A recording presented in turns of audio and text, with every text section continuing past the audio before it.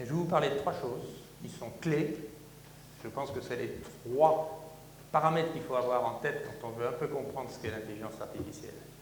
L'apparition d'ordinateurs plus puissants, l'arrivée de l'apprentissage profond, dont certains d'entre vous ont entendu parler sous le terme de deep learning, et troisièmement, la possibilité de gérer une très grande quantité de données, ce sont les données massives. Alors, commençons d'abord par la puissance de calcul. Tout petit point d'histoire. En 1950, un transistor, c'est quand même l'élément de base qui fait marcher tous nos ordinateurs, faisait 10 mm de large. 20 ans plus tard, le même transistor faisait 1 centième de millimètre. L'année dernière, apparaissaient des microprocesseurs avec des transistors qui étaient gravés dans 10 nanomètres, c'est-à-dire 1 cent millième de millimètre. Et récemment, c'est il y a quelques semaines, des fabricants ont annoncé des transistors gravés dans 3 nanomètres, c'est-à-dire la largeur de 15 atomes. C'est donc cette évolution qu'on connaît sous le nom de loi de Moore, M. Moore était un Américain cofondateur de la société Intel et avait prédit déjà à l'époque qu'on allait voir se doubler la puissance tous les 2 ans. Est-ce que cette loi va s'arrêter un jour? Est-ce qu'on va arriver à la largeur de l'atome? Je laisse les spécialistes de la question se pencher là-dessus. Il y a énormément de travaux, de recherches, il y a les partisans, ça va continuer, d'autres qui disent quand on est arrivé à la largeur de l'atome, on ne peut pas aller en dessous, et donc là, il y a un plafond, vous verrez que ça n'est pas si clair que ça. Alors, bon, ça c'est de la techno, mais dans le fond, ce qui nous intéresse, c'est les puissances de calcul pour faire toutes les applications dont nous avons besoin. Et bien alors, parlons de puissance de calcul. Si à la veille de la Deuxième Guerre mondiale, en 1938, l'ordinateur que vous voyez à gauche était capable de faire une opération par seconde. Aujourd'hui, les ordinateurs modernes sont capables de faire 1 milliard, 2 milliards d'opérations par seconde. Bon, il y a une unité couramment utilisée, c'est le flop. Alors, le flop, ça veut dire quoi? Ça veut dire opération en virgule flottante par seconde. Eh bien, vous voyez qu'aujourd'hui, on est à, pour ceux qui aiment les termes jusqu'au péta, on est à 10 pétaflops, 1 milliard de milliards d'opérations par seconde. C'est assez vertigineux. Alors, est-ce qu'on atteint une limite? C'est pas évident. Si j'écoute Thierry Breton, notre confrère de l'Académie des technologies, qui préside le groupe Atos, dans lequel il y a le groupe Bull, qui est assez champion en matière de calcul, il nous dit, mais demain arrive le quantique. Qu'est-ce que c'est que les ordinateurs quantiques, en un mot? Quand vous irez à l'exposition, vous apprendrez à jouer avec les 0 et 1, qui sont les 2 seuls chiffres qu'on utilise pour coder, ce sont les 2 seuls bits qu'on utilise pour coder, 8 bits ou 16 bits, peu importe. Mais imaginez que nous ayons inventé ce qu'on appelle des quantum bits dans les ordinateurs quantiques, des qubits, qui peuvent prendre des valeurs entre 0 et 1. Un certain nombre. Il y a débat scientifique sur le sujet. L'introduction d'un seul bit, un seul qubit, entre 0 et 1, vous double la puissance de calcul. J'ai bien dit, un seul vous double la puissance de calcul. Autrement dit, on a vu déjà cette accélération extrêmement forte, et là, nous sommes à la veille d'un développement formidable, à nouveau, qui va multiplier. Alors, technologiquement, c'est difficile. Beaucoup, en Europe, en France, aux États-Unis, en Asie, cherchent effectivement comment y arriver, parce que le vrai problème, je ne vais pas rentrer dans le détail techno trop profondément, mais c'est que ces qubits, ces quantum bits, sont instables. Ils peuvent avoir 2 états.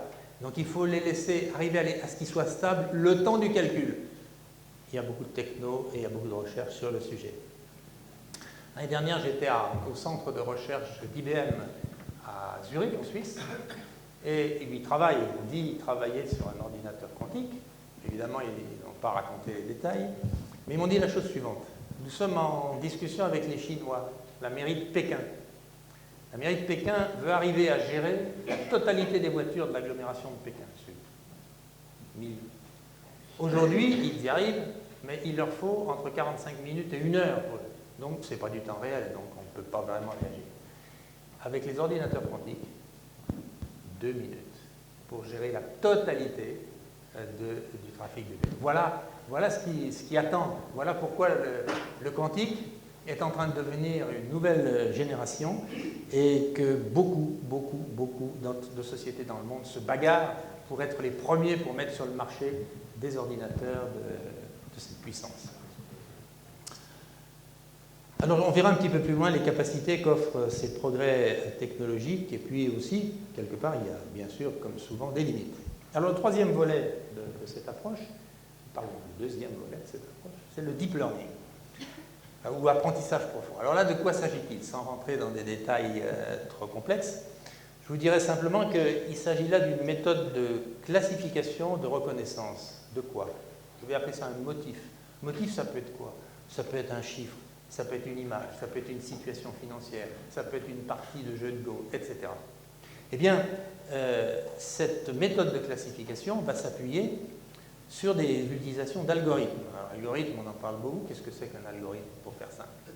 D'ailleurs, j'ai vu qu'il y en avait aussi une définition à l'exposition qui est à côté, et c'est très bien. Eh bien, l'algorithme, c'est une suite d'opérations, d'instructions. C'est une suite finie, c'est une suite dite non ambiguë, qui permet justement de résoudre une case de problèmes. Alors, simplement, qu'est-ce que nous allons devoir faire? Eh bien, on va avoir beaucoup de données d'entrée, c'est ces données qu'on veut classer, et on veut avoir, elles sont les signaux d'entrée, et on veut avoir des classements à la sortie, ce sont les signaux de sortie. Les moteurs de recherche que vous utilisez tous les jours, ce sont des algorithmes intelligents. Alors en fait, quand on regarde un peu le fonctionnement de ces algorithmes, certains connaissant bien, les neuroscientifiques connaissant bien le fonctionnement de leurs neurones, avec leurs liaisons de synapses, etc., on dit mais cette démarche, c'est ce que nous avons dans le cerveau. C'est pour ça que vous entendez beaucoup parler de réseaux neuronaux. Souvent, on ne peut pas entendre parler d'intelligence artificielle sans que quelqu'un, chercheur ou autre, ou des médias vous disent réseaux neuronaux. Alors, cette approche, qui en soi donne lieu à, on peut appeler une perception de bon sens en fait, elle ne pouvait pas donner lieu à application parce qu'on n'avait pas encore les ordinateurs assez puissants. Et c'est justement où que les temps de calcul étaient prohibitifs, ce qui est la même chose. Et donc, il s'agissait d'entraîner des millions de neurones pour faire cette classification, et c'est ce qui vient d'arriver depuis quelque temps. Et alors, on dit apprentissage profond, parce qu'il faut traverser beaucoup de couches répétées par le travail de ces algorithmes. Alors, je vais prendre un exemple. Vous pouvez avoir jusqu'à une vingtaine de couches successives dans lesquelles vous allez descendre. Bon, prenons la reconnaissance faciale. Dans la reconnaissance faciale, la machine va décomposer l'image qu'elle voit. Alors, elle va regarder le visage, globalement, puis elle va analyser les cheveux, puis la bouche, puis elle ira vers des détails plus importants, comme le grain de beauté. Et avec des méthodes traditionnelles que l'on connaissait, on avait une photo avec des pixels. On essayait de traiter les pixels, mais ça n'allait pas loin. Là, on est en apprentissage successif et très profond. Et aujourd'hui, l'espoir, c'est que quand on augmente le nombre de couches, on est de plus en plus précis. Les réseaux de neurones, ils apprennent des choses de plus en plus compliquées par la pratique. Donc il faut qu'ils se nourrissent régulièrement de beaucoup de données. Et encore une fois, cette approche, elle est un peu comme la manière dont un humain raisonne. Alors, par exemple, si vous vous souvenez peut-être en 2012, où la reconnaissance faciale a fait un bond, eh bien c'est parce qu'on venait de mettre au point des nouvelles puces, qui s'appellent les puces graphiques, les GPU, pour ceux que ça intéresse de connaître, c'est les Graphical Processor Unit, et puis davantage de données massives. Voilà. Alors, pourquoi j'ai voulu parler un petit peu des deep learning ou de l'apprentissage profond? C'est parce que c'est une caractéristique, mais aussi parce qu'on va voir que la création et l'utilisation des algorithmes, c'est quelque chose qu'il faut faire avec beaucoup de précaution. Parce que si on n'y prenait pas garde, on pourrait assez vite introduire des biais, volontaires ou non, en le sachant ou pas, et qui, dans le fond, vont distordre le résultat qu'on attend. Donc, il y a là un aspect important dans le traitement. Aujourd'hui, un fait récent confronté par différents organismes nous montre qu'il y a 2 trillions et demi d'octets, donc des systèmes à 8 bits, qui sont produits chaque jour.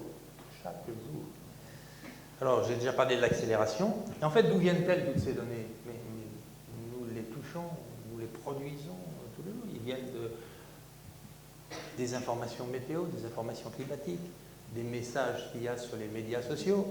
Ils viennent d'images numériques, ils viennent de textes et de vidéos publiées, ils viennent d'enregistrements transactionnels de vos achats, de nos achats en ligne, ils viennent de signaux GPS de nos téléphones mobiles, ils viennent des objets connectés, nous en avons beaucoup, de plus en plus, etc., etc., etc. C'est ça qui explique qu'il y en a tellement.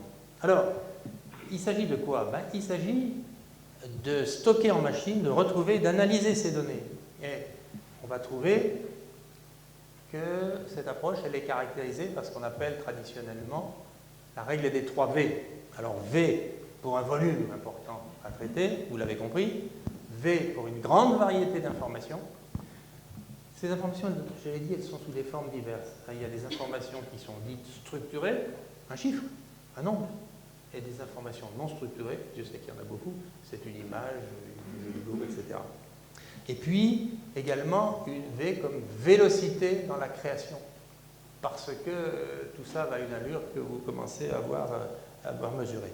Et puis d'ailleurs, on ajoute un 4e V, qui est celui de la véracité. Alors là, on tombe sur un problème fondamental. Toutes ces données, il faut qu'elles soient vraies, il faut qu'elles soient valables, il faut qu'elles soient crédibles. Et une des tâches ou un des challenges le plus important de tous ceux qui travaillent dans ces domaines, c'est de s'assurer que l'on a la confiance dans ces données massives. Et c'est d'autant plus important que vous savez tous, le nombre de sources est extrêmement varié. Qui est capable de dire que tout ce que nous utilisons, même dans une vie simple, etc., que ces sources-là et données qu'on nous amène sont les bonnes? Voilà, donc j'ai souhaité, sous ces 3 aspects, caractériser le fonctionnement de ces technologies.